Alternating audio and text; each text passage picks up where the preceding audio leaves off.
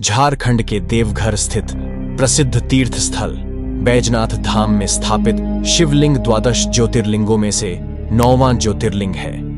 यह देश का पहला ऐसा स्थान है जो ज्योतिर्लिंग के साथ ही शक्तिपीठ भी है। यूं तो ज्योतिर्लिंग की कथा कई पुराणों में है, लेकिन शिव पुराण में इसकी विस्तार पूर्वक जानकारी मिलती है।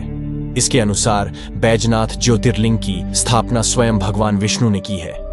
इस स्थान के कई नाम प्रचलित हैं, जैसे हरित की वन, चिताभूमि, रावणेश्वर कानन, हार्दपीठ और कामनालिंग। कहा जाता है कि यहाँ आने वाले सभी भक्तों की मनोकामनाएं पूरी होती हैं, इसलिए मंदिर में स्थापित शिवलिंग को कामनालिंग भी कहते हैं। इसके अलावा इस धाम को अन्य कई नामों से भी जानते हैं। आइए जानते हैं कि इन नामों का कैसा है नाता। बैजनाथ धाम देवघर को हार्दपीठ के नाम से भी जाना जाता है। पौराणिक कथाओं के अनुसार राजा दक्ष ने अपने यज्ञ में भगवान शिव को नहीं आमंत्रित किया।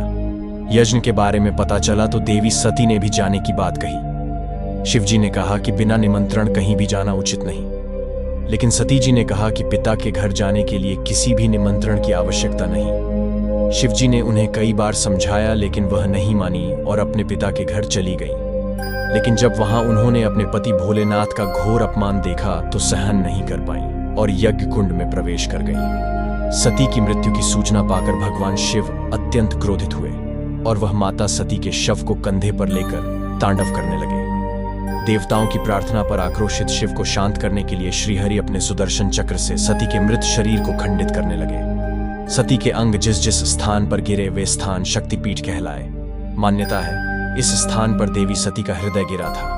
यही वजह है कि इस स्थान को हार्दपीठ के नाम से भी जाना जाता है। इस तरह यह देश का पहला ऐसा स्थान है जहां ज्योतिर्लिंग के साथ ही शक्तिपीठ भी है। इस वजह से इस स्थान की महिमा और भी बढ़ जाती है। बैजनाथ धाम में स्थापित में शिवलिंग को कामनालिंग भी कहते हैं। प्राचीन कथाओं के अनुसार लंकापति रावण ने भगवान शिव को प्रसन्न करने के लिए कठिन तपस्या की। रावण की तपस्या से खुश होकर भगवान ने उससे वरदान मांगने को कहा, तो रावण ने कहा कि वह उन्हें अपने साथ लंका ले जाना चाहता है। यह सुनकर सभी देवता परेशान हो गए और ब्रह्मा जी के पास गए और कहा कि अगर शिवजी रावण के साथ लंका चले गए तो सृष्टि का कार्य कैसे होगा। इसके बाद ब्रह्मा जी ने भगवान शिव को सोच समझकर वरदान देने के लिए कहा। इस पर शिवजी ने रावण से कहा कि यदि तुम मुझे लंका ले जाना चाहते हो तो ले चलो, लेकिन मेरी एक शर्त रहेगी। भगवान शिव ने रावण से कहा कि जहां भी मुझे भूमि स्पर्श हो जाएगी मैं वहीं स्थापित हो जाऊंगा। इस बात पर रावण सहमत हो गया। भगवान ने एक शिवलिंग का रूप धारण कर लिया। इसके बाद रावण शिवलिंग को लेकर जा रहा था। इसी दौरान भगवान शिव ने रावण को लघुशंका की इच्छा जगा दी। काफी समय तक बर्दाश्त करने के बाद रावण ने एक चरवाहे को शिवलिंग पकड़ाकर लघुशंका करने लगा। इसी समय भगवान ने अपना वजन बढ़ा दिया और इससे चरवाहे ने रावण को आवाज लगाकर कहा कि वह अब इस शिवलिंग को उठाए नहीं रह सकता है। रावण लघुशंका करने में व्यस्त होने के कारण सुन नहीं पाया। इधर चरवाहे ने शिवलिंग को जमीन पर रख दिया। जब रावण लौटकर आया तो लाख कोशिश के बाद भी शिवलिंग को उठा नहीं पाया। तब रावण को भगवान की लीला समझ में आई। वह अत्यंत क्रोधित हुआ। कथा के अनुसार उसके बाद ब्रह्मा, विष्णु और अन्य देवताओं ने आकर उस शिवलिंग की पूजा की और शिवजी के दर्शन होते ही शिवलिंग को उसी जगह पर स्थापित कर दिया। तभी से महादेव कामनालिंग के रूप में देवघर में विराजते हैं। भोले सबकी सारी ही मुरादें पूरी करते हैं, बस जातक श्रद्धा से उनका स्मरण कर ले। कामनालिंग की भी ऐसी ही मान्यता है। कहते हैं जिनके विवाह में कोई दिक्कत हो वह अगर यहाँ आकर दर्शन करके शिवजी का जलाभिषेक कर दे तो भोले की कृपा से 1 वर्ष के अंदर ही उनका विवाह संपन्न हो जाता है।